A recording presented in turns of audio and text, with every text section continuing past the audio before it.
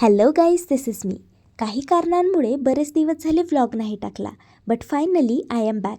तर ब्रेकपूर्वी माझा last vlog होता गणपती आगमनाचा. आणि खरंच दिवस इतके पटकन गेले की कळालंच नाही आता गणपती बाप्पाचं विसर्जन उद्यावर आलं आहे. आपण बाप्पाचे 10 दिवस अगदी थाटामाटात लाडाने मनापासून सेवा करतो आणि तसंच त्यांचं पाठवणं पण छान झालं पाहिजे हाच सगळ्यांचा प्रयत्न असतो. आज तयारी सुरू होती. बाप्पांसाठी दुर्वांचा हार केला, पुरणाचा बेट ठेवला, मग पटकन कणूस खाल्लं आणि आरती करायला घेतली. आजची आरती मी करणार होते. खरंच खूप छान वाटलं. पण उद्या संध्याकाळची आरती करता येणार नाही कारण बाप्पा तर त्यांच्या घरी चालले जातील याचं थोडं दुःखही होतं.